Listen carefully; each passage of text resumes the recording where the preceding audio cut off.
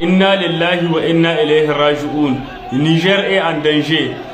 Niger tana cikin matsala. Suna yunkurin yin juyin mulki a Niger. Ba ma goyon bayan juyin mulki a Niger.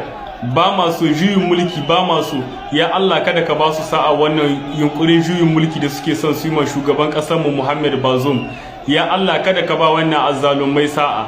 Ya Allah kada ka ba su nasarar yi wannan kokarin juyin mulki da suke son su yi a Niger. Ba ma so juyin mulki, ba ma so. Muna tare da Bazoum har gobe. Ya Allah kada ka ba su sa'a. Muna nan muna jiran sakamako a halin da ake ciki yanzu. Suna tsare da shugaban kasa Muhammad Bazoum, ana nan ana ta rikici, mutane sun fito zanga-zanga. Tunda 'yan kasa sun nuna suna son shugaban kasansu, to a bar su da shugaban kasansu. Ba ma goyon bayan wannan juyin mulki da ake so a yi a Niger, ba ma so.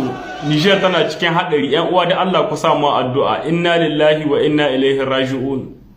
Labari ya tabbata a yi juyin mulki a Niger. Domin sun fito a gidan talabijin su yi sanarwa sun kwace mulki daga hannun Muhammad Bazoum. Wannan da kuke gani shine maci amana, munafiki wanda ya ci amanar shugaban mu Muhammad Bazoum, ya kashi kusa gare shi ya bashi amana amma ya ci amanar shi. To yanda ka ci amanar shi, kai ma sai ka samu wanda zai ci amanar ka.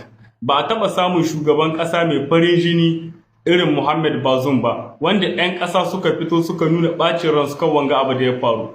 Shugaban mu muna son shi, shugaba ne mai adalci wanda yana yi muna adalci daidai gwargwado, amma an samu wayannan munafukan ƙasa sun fito sun hambare shi. So kada ku manta, kuma sai an ci amanan ku yanda kuka ci amanan shi. Idan namiji kake, ka je 'yan ta'adda bisashen da sun ka kwace maka, ka je ka karɓo su. Wannan da kuke gani shine wanda 'yan ta'adda sun ka kwace mai bisashe, har yanzu ya kasa zuwa ya karɓo su. Amma sai ka zo ka ci amanar shugabanka wanda ya kaka kusa gare shi, ya baka amana amma da ƙarshe ka ci amanar shi. To wallahi Allah ya isa za mu yi muku